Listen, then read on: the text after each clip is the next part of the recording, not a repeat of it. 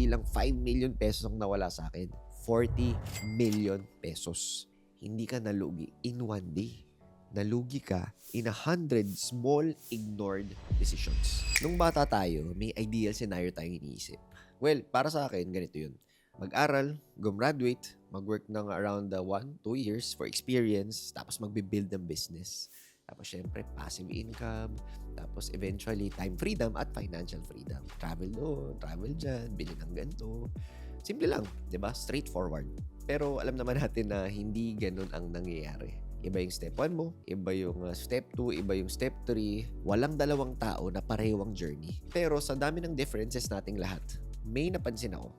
May isang bagay na common sa mga nag-succeed at may isang bagay na common din sa mga nag-fail. Pero bago tayo pumunta dyan, gusto ko ikwento sa'yo yung mga tao na nag-succeed muna. Yung mga umabot na, yung mga kala mong okay na. Tapos biglang nawala ang lahat. Isipin mo to nakarating ka na sa point na meron ka ng passive income. Na-achieve mo na yung mga first few goals mo, may business ka, may stability. Tapos isang araw, or in a week, or in a single month, nawala yung kalahati. O mas malala, nawala lahat. 1 million, 2 million, 3 million, 5 million. Hindi exaggeration yan. May mga kilala ko personally na nawala ng ganyang kalaki. At alam ko yung feeling kasi, dumaan din ako dun. Pero balikan ko yan mamaya. Ngayon, yung tanong na lagi tumatakbo sa utak ng taong nawala ng ganyang kalaki, ano yung nagbago? Ano ba nangyari? Sinong sisisihin ko? Ano yung mga maling nagawa ko? At dito pumapasok yung pinakamasakit na realization. Hindi ka nalugi in one day. Nalugi ka in 100 small ignored decisions. Sa paulit, hindi ka nalugi in one day, nalugi ka in 100 small ignored decisions. Yung isang araw na nag-skip ka ng review, yung isang buwan na hindi mo chinek yung numbers, yung isang red flag na pinabigyan mo, yung mga decision na sabi mo, okay lang yan, maliit lang yan. Hindi mo naramdaman na nalulugi ka kasi unti-unti. Parang pag may tumutulo sa kisame, hindi mo papansinin hanggang sa bumagsak na yung ceiling. At yun ang totoo sa business, sa investments, sa halos lahat. 90% of the time, hindi ka matatamaan ng isang malaking talo na biglaan, tatamaan ka ng maraming small losses na hindi mo pinansin. At eto yung masakit. Kasi hindi naman ikaw yung walang ginawa. Hindi ka naman tamad. Magaling ka naman. May system ka. May projections ka. May experience ka. May team ka. May advisors. May numbers. May plan. Akala mo, kontrolado mo. Tapos, isang variable, isang bagay na wala sa control mo, like pandemic, recession, bagong regulation, partner na nag-back out, or niloko ka, tinakbuhan ka, supplier na nagsara, customer behavior na biglang nagbago, isang variable outside of your control wipes 5 million pesos. At doon mo marirealize yung control na akala mo meron ka. Illusion lang pala yun. Hindi mo talaga kinokontrol yung business mo. Kinokontrol ka ng market. Kinokontrol ka ng economy.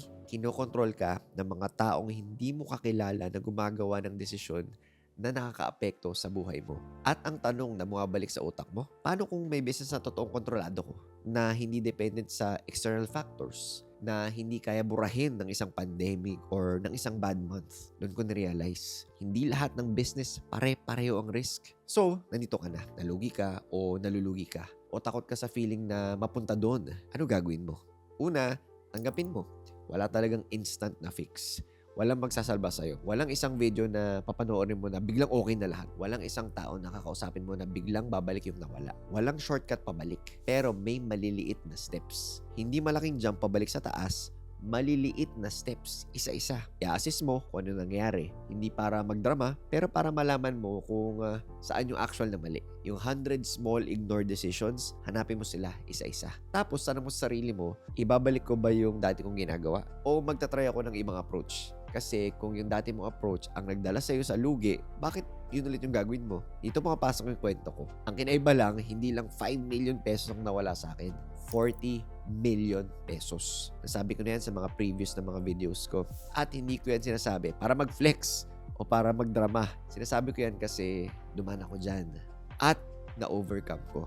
At nung nangyari yun, hindi ko sinisi yung pandemic, hindi ko sinisi yung kung sino man, hindi ko sinisi yung mga nang-scam sa akin. Sinisi ko yung sarili ko kasi may more than 100 small decisions na mali. Kaya ako napunta sa point na yun. So, imbes na umiyak ako forever, naghanap ako ng way. Naghanap ako ng business na iba. Hindi iba sa bago or yung trending. Iba sa sense na mas may control ako. Gusto ko ng business na ako ang nagde-decide kung kailan ako mag-work, hindi yung market, hindi yung supplier. Ako ang pumipili ng strategy ko, hindi yung boss ko, hindi yung partner ko, hindi yung investor ko. Ako ang pumipili kung sino yung kasama ko, yung mga taong matutulungan ako, hindi yung mga taong magdadrag sa akin pababa. At ako ang gagawa ng system ko based sa lahat ng natutunan ko sa mga past mistakes ko. Sa mga nawalang milyon, sa mga 100 small ignored decisions na hindi ko na ulitin, nahanap ko yun. Hindi overnight. Hindi sa isang YouTube video, hindi sa isang guru. Matagal. Tapos ang daming trial and error. Sunog after sunog. Pero nung nahanap ko, nag-iba lahat. Kasi for the first time sa buhay ko, hindi ko na kailangan umasa sa external factors. Walang pandemic na magpapatigil sa akin. Walang partner na magbaback out. Walang supplier na magsasara. Walang customer na biglang mawawala. Ako lang. Yung screen ko. Yung system ko. At yung discipline ko. At yung nawalang 40 million, hindi siya naging reason para mag-give up. Naging tuition fee siya para sa business na hindi na mawawala sa akin dahil sa isang bagay na wala sa control ko. Ngayon, may sarili akong way. May sarili akong system. May sarili akong schedule. May sarili akong rules. At kung may isang lesson akong natutunan sa lahat ng pinagdaanan ko, yung common thing sa mga nag-succeed, they found something they can control. At minaster nila yun. Yung common thing sa mga nag-fail, they kept going back to the same approach na wala silang control at umasa na iba na yung outcome. So kung nasa ganyang situation ka ngayon, nalugi ka, na-scam ka, nawalan ka ng milyon sa business or investments, at naghahanap ka ng way pabalik, I hope this gave you something. Hindi ko sinasabing alam ko yung sagot para sa'yo. Hindi ko alam yung situation. Hindi ko alam yung pinagdadaanan mo. Pero alam ko to, may way pabalik. At nagsisimula yun sa paghanap ng something na totoong in control ka. Kung ikaw to, sana nakahanap ka ng inspiration dito. Kahit kaunti. And if you're ready to stop guessing and start building something you can actually control, book a call with my team. Click mo lang yung link sa baba.